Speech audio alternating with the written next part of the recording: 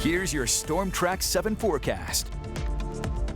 Good afternoon, I'm Storm Track 7 meteorologist Joshua Franson, and our skies have relatively cleared up from those morning clouds that were from last night's storms.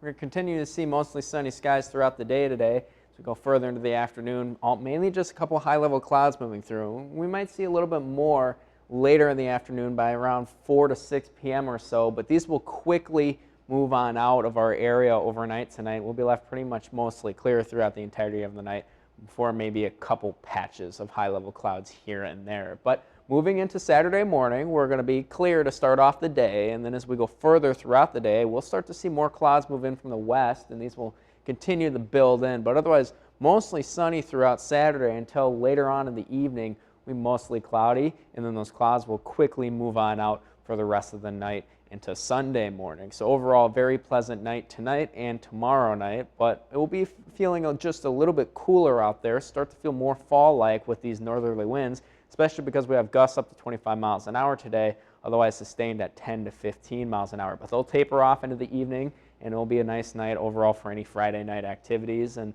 same with tomorrow night, it should be a nice night. But we're going to see these temperatures play a cruel game with us as they're once again going to rise, and we're going to see them begin climbing on Sunday into the upper 60s, then into the mid-70s Monday, and then into the lower 80s on Tuesday, getting near record highs. And then once again, we drop down this roller coaster, fall to 73 Wednesday, and then fall down into the upper 50s Thursday. So we're going to see temperatures climb up and then drop back down, which means a front's coming through. And you might be thinking, well, where's all this warm air coming from, Josh? And I'm like, well, it's going to be coming from a low pressure system. That's going to begin to move into our area coming up next week. By about Tuesday, when we feel that warm air, it's sitting over the desert southwest, and what it's doing is siphoning up warm air from the south over Iowa. And as it gets a little bit closer to us on Wednesday, well, that's actually when we see a rain chance, because as the low moves closer, it can pull up some warm, moist air from the south, and that can allow that chance for rain. That's why we're seeing wetter than normal precipitation expected in the 6 to 10 day outlook here, because, well, it's going to be just a little bit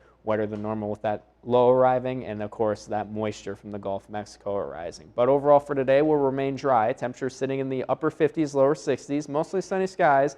Also a little bit windy with that wind out of the north at 10 to 15 miles an hour, possibly gusting up to 25. And then, well, tonight we drop down into the lower to mid 30s. A couple areas of patchy frost will be possible, but otherwise remaining mostly clear. Winds will be light out of the north at about 5 miles an hour. City by city forecast, well, when we go into the Saturday, pretty much mostly sunny again.